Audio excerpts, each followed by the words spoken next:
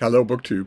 I was going to start making videos today by doing an Irish stew video, or one of these catch-all discussion videos that I have come to love to make, and you seem to enjoy them as well. Certainly, I don't get any more responses in my inbox actually emailing me to any other kind of video than those, and those responses have been great. Just great.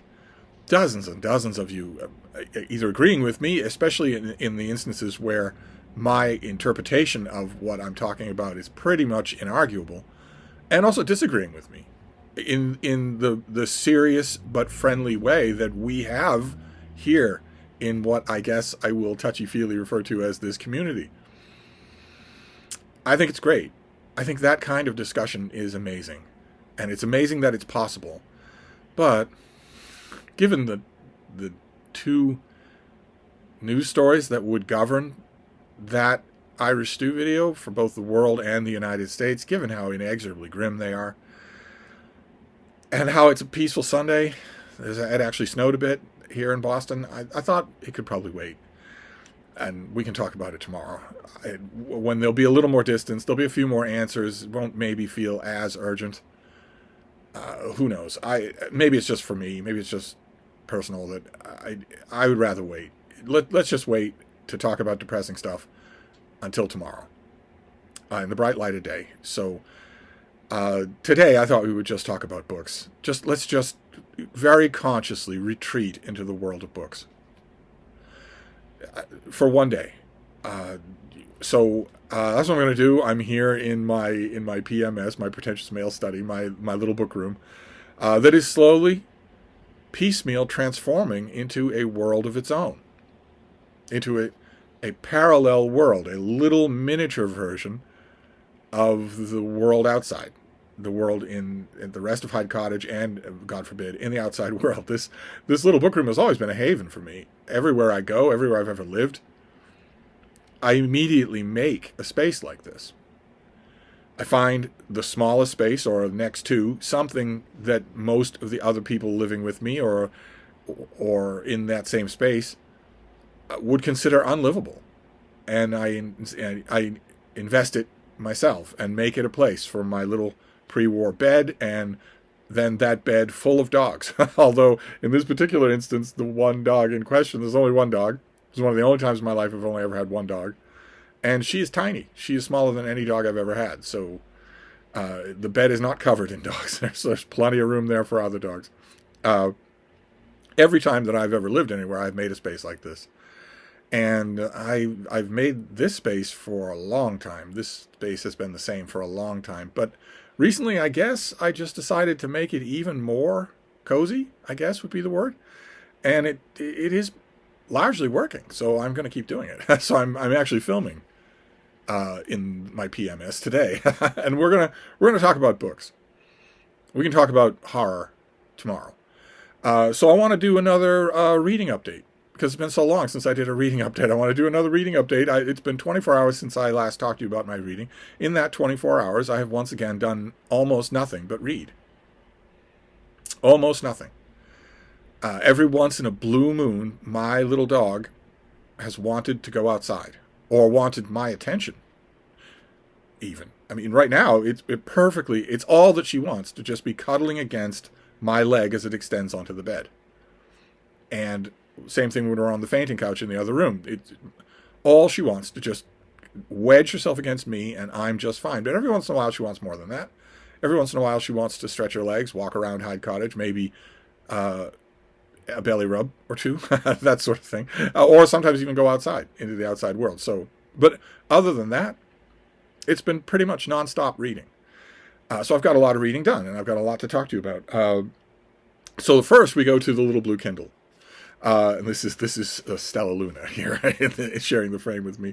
We go to the little blue Kindle. You remember last time, I went to the little blue Kindle and I called up the Michael Alexander translation of Beowulf for the old Penguin Classic translation of Beowulf, which I've read a million times. I've taught from it. I wanted to see it's been a long time since I read it, and there are other Beowulf translations that have obviously commanded more of my attention. So I wanted to just go back to it and see what it was like. And I actually liked it. I I liked some turns of phrase in the translation, and I liked the introduction. The introduction was very Daunish and very smug. Very, they were toiling in darkness, but now that now they've got Christianity, they're on the right path, etc., etc. In the first 200 years of Christianity being a national thing, so after Constantine, Christians killed in the name of Christianity, roughly 1,000, maybe even 10,000 times as many people as, for instance, the Vikings killed in their entire centuries of rampaging in the Western world. So I don't know where that they were lost, but now they're found rhetoric comes from. But I liked it. I liked the authorial presence of the person in that introduction, which I think at all the other times that I've gone to that book in a mass market paperback, I have just ignored the introduction. And this is the first time I really sat down with it. And at the time when I was done with it, I was talking to you about it, I thought, well, am I going to go back and look at other old Penguin classics? They never let me down. They are endlessly revisitable. Am I going to do that here at the end of the year when I'm not reading new releases? And it turned out I did. I don't know if I will tonight or this afternoon, but I did. I went to another Michael Alexander production. This is the Penguin volume of the earliest English poems. So there's a chunk of Beowulf in here, but there's also a bunch of other things in here. And once again, the book has his introduction, which is utterly inimitable. It's a gem. Let me read you the one bit that really stood out to me.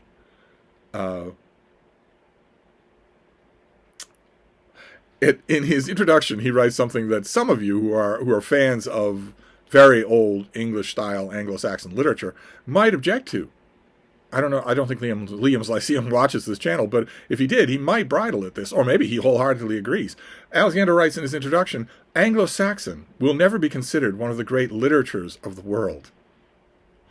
This fact, obvious to those who do not know the language, has sometimes escaped those who do. So you see what I mean by the Daunish part. And I don't know enough about the subject to know that. We don't have that much. One book, as you're going to see. We have one book full. But I skipped the segments of Beowulf in here and just read some of the other things, just to get a feel for what this author does. He says in his introduction that he acknowledges that some things, some little bits and pieces in the poems that he's translating for this little volume are actually untranslatable, and that he would do his best. But some of the bigger ones, some of the more famous ones, they are obviously translatable because they've been translated 100 times. And he tries some of those. And I was reading some of those. And one of them is The Seafarer. A very evocative split-brain poem that has two things on its mind. But the first part of the poem is all about being in exile far from the warm hearths of your friends and family. On the ocean. The feeling that you have when you are on the ocean, when you are beating back against the breakers in the dark before dawn, in the freezing cold, in an alien world. I have done that. And those of you who are mostly landlubbers do not realize how alien a world the ocean is. It hates you. It hates land life. And you feel that when the only thing between you and that alien world is 2 inches of wood or an inch of plywood or plastic, you feel it, definitely. This is from 1,000 years ago, and whoever wrote this poem obviously knows some of that. And this is, I won't read the whole thing, but this is part of this is how Michael Alexander's The Seafarer opens. The tale I frame shall be found to tally. The history is of myself, sitting day long at an oar's end, clenched against clinging sorrow. Breast drought have I borne, and bitternesses too. I've coursed my keel through care halls without end. Over furled foam, I forward in the bows through the narrowing night, numb, watching for the cliffs we beat along. Cold then nailed my feet, frost shrank on its chill clamps. Care sighed, hot about the heart, hunger fed on a mere wearied mind. No man blessed with a happy land life is like to guess how I, aching-hearted, on ice-cold seas, have wasted whole winters, The wanderers beat, cut off from kine, hung with hoarfrost. Hail flew in showers. There was no sound there but the slam of waves along an icy sea. The swans blare my seldom amusement. From men's laughter there was a curlew call. There were the cries of gannets. From mead drinking the music of the gull. To the storm striking the stone cliffs, gull would answer. Eagles scream from throats frost-feathered. No friend or brother by to speak with the despairing mind. This he little believes whose life has run sweet in the burgs, no banished man, but well seen at wine round, my weariness of mind on the ways stretching over the salt plains. And I don't know if you can really tell. You might need to look at the prose, at the verse rather, but Alexander's working in a lot of careful, buried rhymes in there. And the rhythm that he's getting, that he's doing, especially with his forced W's all throughout. I don't know the language like Liam does, so I don't know if this is actually present in the original, but it very much, even in a quick read out loud, even in your mind, it very much gives the idea of heaving at an oar. It very much gives the idea of a sloughing, surging ocean. I thought wonderfully done in a quiet kind of way.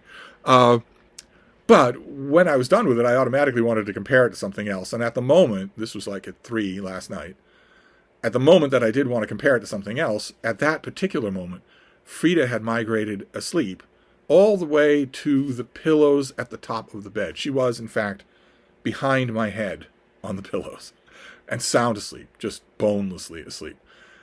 So I thought that I could easily slip forward, slip off the bed, and go to the shelves. And it worked. It didn't wake her up at all. She wasn't close enough to me to be dislodged by that. She's a champion dislodger. The way she wedges herself, she can be a champion dislodger, so that if you move, she doesn't just roll over. She flies into space like a bean popped on a canvas trampoline. That didn't happen last night. So I was able to go to the shelves and get this.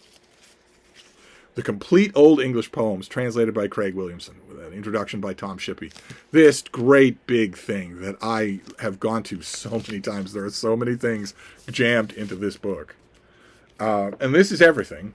This is all of the Anglo-Saxon literature that Michael Alexander said was not a great literature.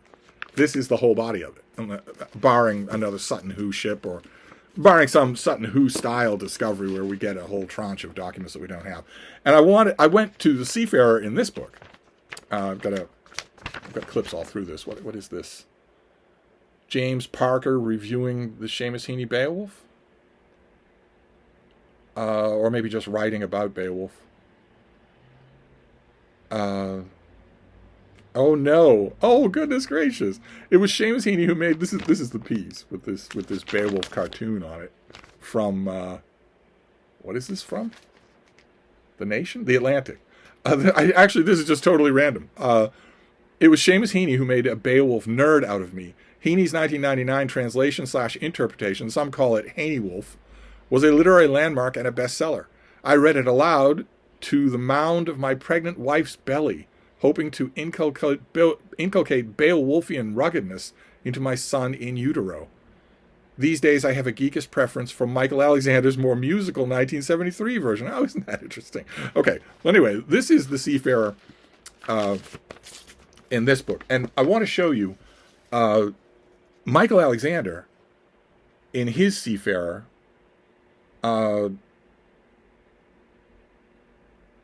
He does this sort of thing. So his lines are all varied, they're all broken up like that, and I don't know why. I don't know this literature well enough to know why he does that. But one thing I do know is that Craig Williamson does not do that. So it must be your preference. See, he doesn't do that. His Seafarer is just straight down the page.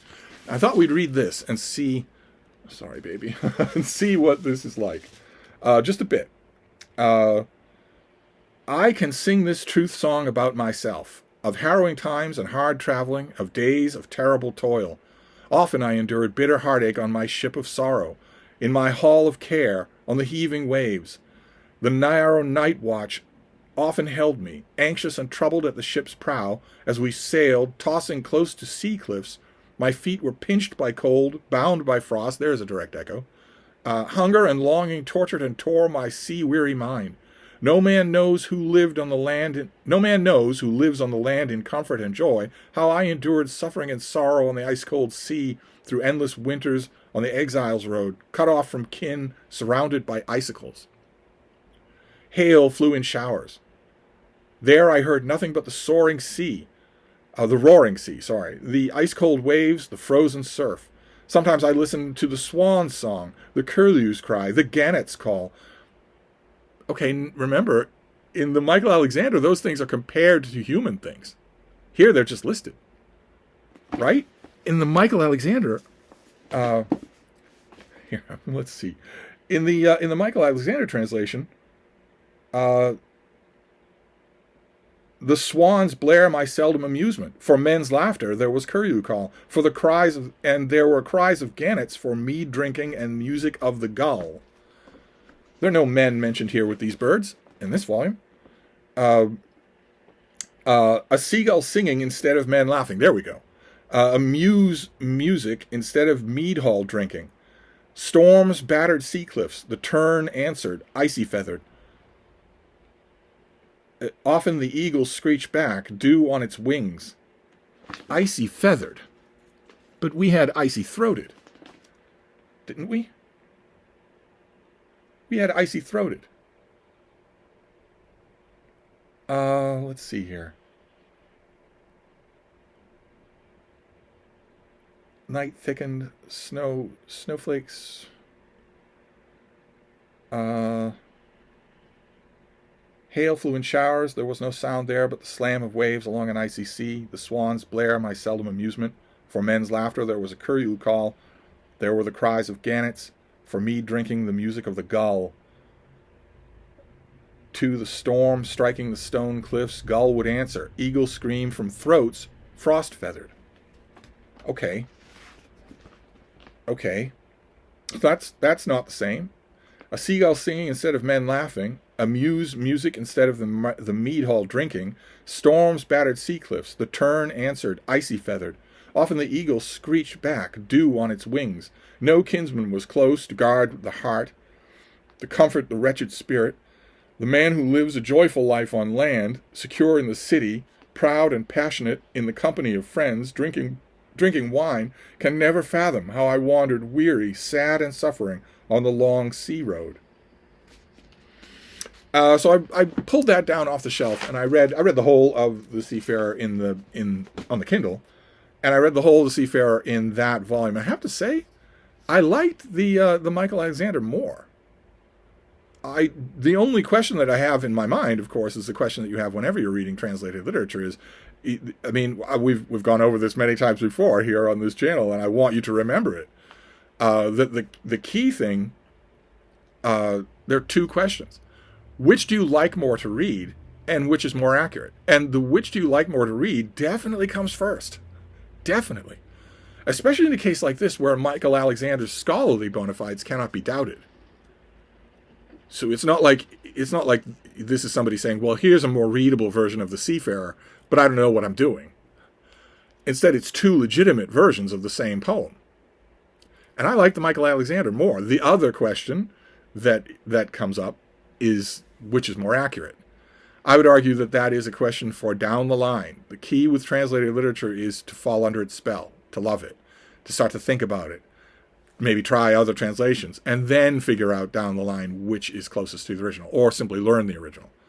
And I don't know. This big thing comes with all the scholarly accolades, but I liked the Michael Alexander more. But anyway, that was one part of what I read last night, and then I have other things here. There's something that I did last night that I forgot to mention in the last reading update, or in the reading update before that, which is this: The Fellowship of the Ring.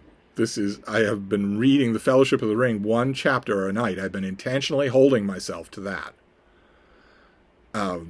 and not going ahead, even though I love this book to death and have read it many, many times, both on and off this channel. Instead, I have been sticking to it, very slowly reading it, and been impressed all over again by some of the little stuff, some of the tiny details that you will miss if you're blasting away, like I often do, to get to the Council of Elrond.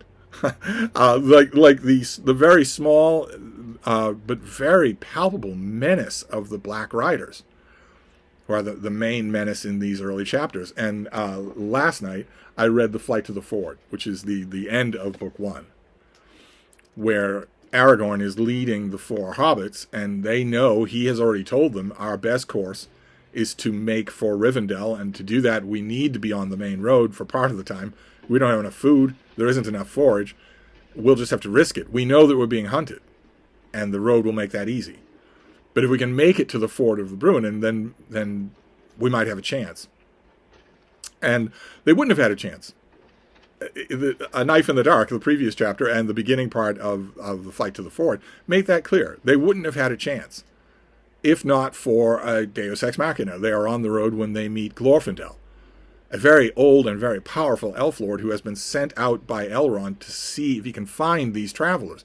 Elrond has had word that a traveler bearing a great burden, Frodo and the ring, are making their way to Rivendell, and he has a few elf lords who live at Rivendell who are powerful enough to ride alone against the Nine, against the Black Riders. And Glorfindel is one of them.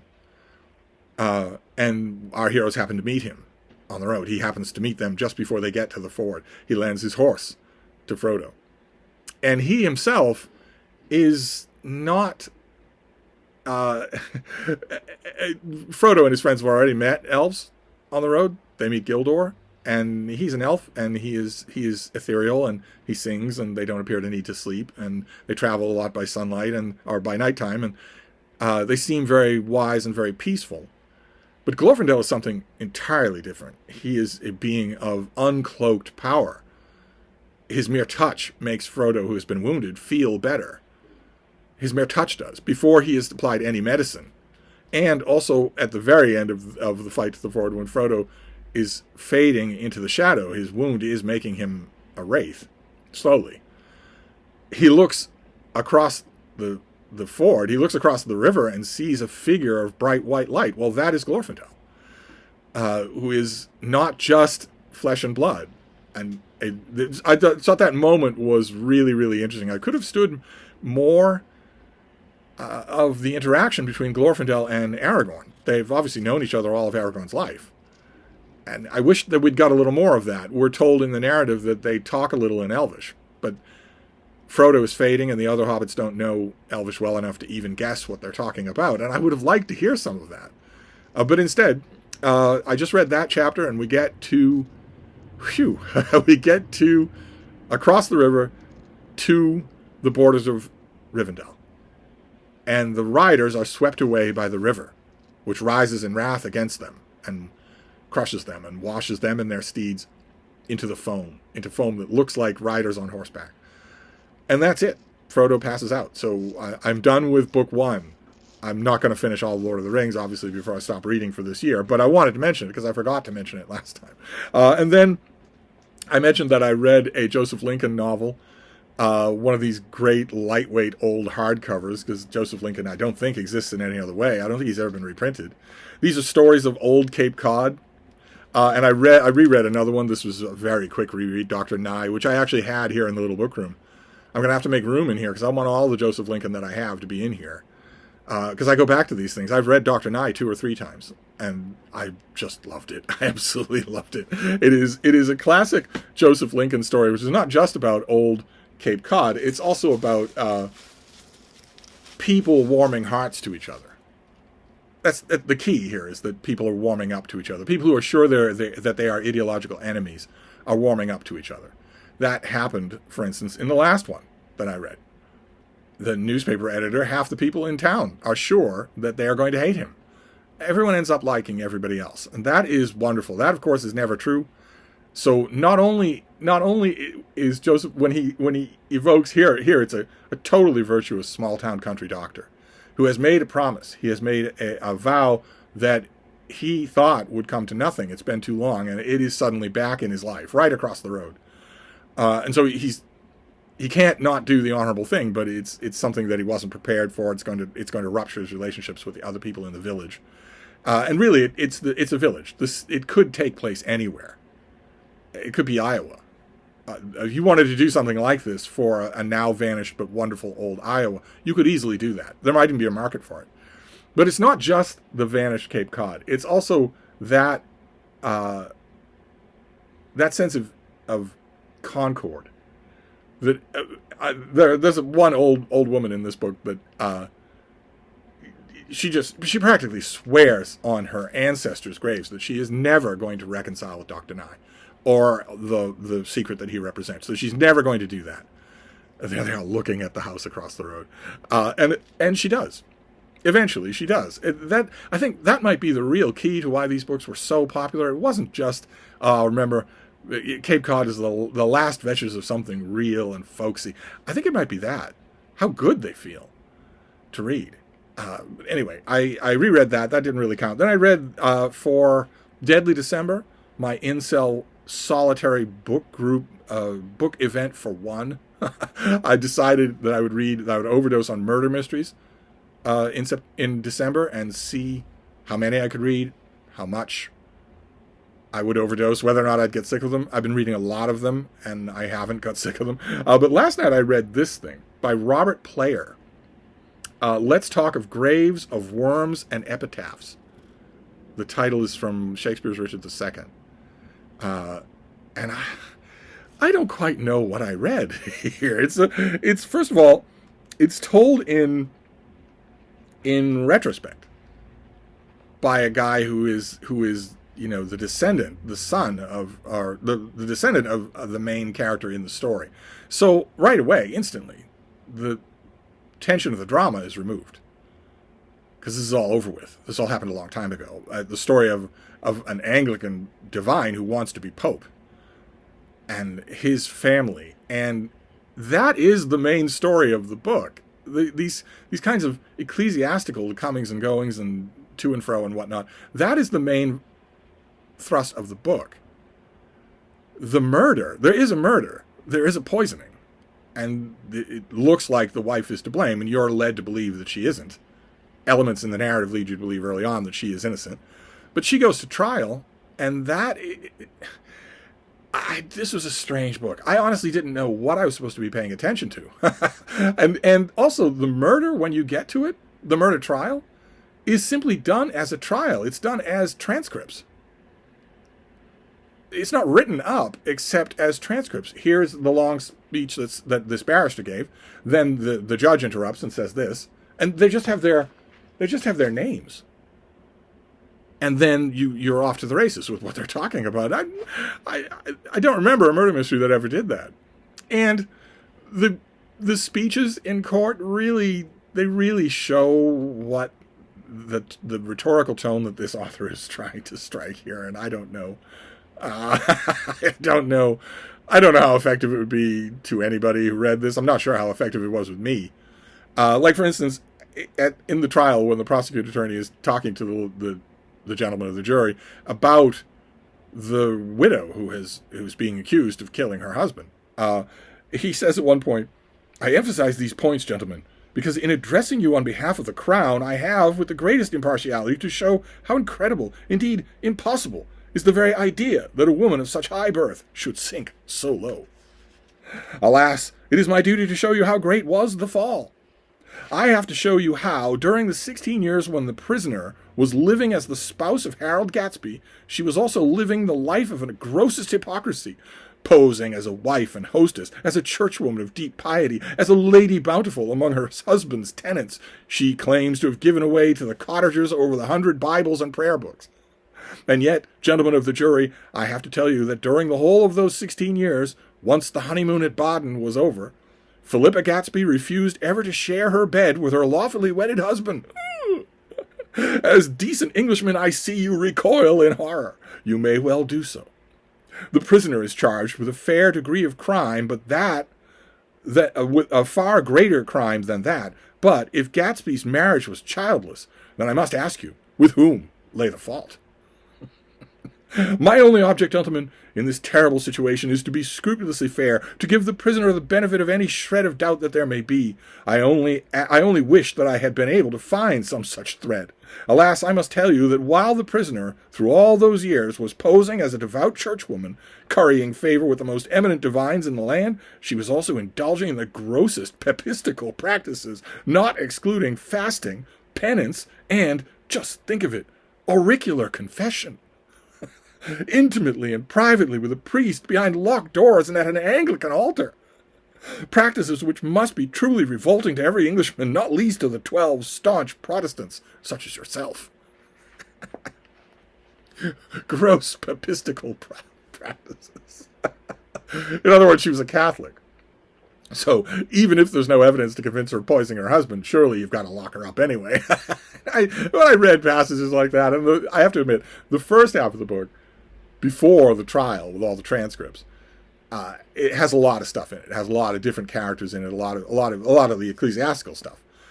But the trial especially brings out the author's weakness for perorations like that. That I don't know anything about this author. He knows architecture. I know that because the old church in the village gets a more loving and detailed description than any of the human characters do. But that could just be a hobby. I don't know anything about this author, but I have to suspect that he's having fun with passages like that. I have to suspect, grossest papistical practices. I have to suspect that he pauses for a minute. He's talking about her poisoning her husband, but he pauses for a minute to prepare the jurors mentally for auricular confession. That seems to me to be just too... Maybe I'm completely on the wrong wavelength. And maybe the author is dead serious and just on a completely different wavelength. But that seems to me to be just too silly to be serious. I'm wondering now... I got to the end of this thing unsatisfied. I'm willing to admit that. And confused. And I'm wondering now if the key to reading this book might not have been to consider the whole thing a kind of extended po-faced comedy routine. Maybe about the silliness of religion, or organized religion. I don't know. I don't know. But my Deadly December took a weird turn last night, and by the time I was finished with that book, I had the thought, you're finished with that book, and it wasn't bad. I mean, that passage that I read you, it's good. It's just odd. And I was thinking, okay, well, you've got reading time left before the sun comes up. What do you want to do? Do you want to read another murder mystery? I've got a ton of them here on little Kindle. No need to move. No need to bother the bean. Do you want to read another murder mystery, or do you want to move on to something else? And I moved on to something else. I'm continuing to sink myself in this. The Evening Standard Books and Persons columns of the now forgotten novelist Arnold Bennett. And this isn't just an incredible volume. One of you sent me this as a present, and I really cannot thank you enough. What's the matter, Stella Luna? What's wrong? Here, let's shove you all the way back there so that you're not. I can't thank the person who sent this to me enough, because this has been a banquet. Not just, I mentioned that the table of contents needs to be annotated so that I can see at a glance what every piece is about, or mostly about, because he wanders. Oh boy, does he wander. And it's wonderful. Not only that, but also sifting through the pieces themselves for 1 million dropped pearls of a lifetime of reading. Just 1 million. That's what this book really is. It's a 5-year testament to a lifetime of reading. And I'm having a blast going through it. I imagine that I will just keep this with me for a few more days until I really got it under my belt. But oh boy, those other 2 books that I got with this puts them to shame. in terms of not only rhetorical style, this is stylistically written. It's lovely in cases, even when he's being lazy. There are plenty of these columns where he is being lazy, and I know exactly how he's being lazy because I've been lazy in exactly that same situation, writing a literary column, a weekly literary column. There are times when he's being lazy, and even then, he's a delight to read. But on top of that, this is layer upon layer upon layer of learning. So, I'm overjoyed with it. I guess is my point, is that I'm overjoyed with it, and we'll keep on. So there you go. That is another reading update. I don't know what these things are. They wander all over the place. But I thought it was better to just lose ourselves in books than to talk about any grim news. We'll do that some other time. So I'll wrap this up for now, and I will see you soon. Thank you, BookTube.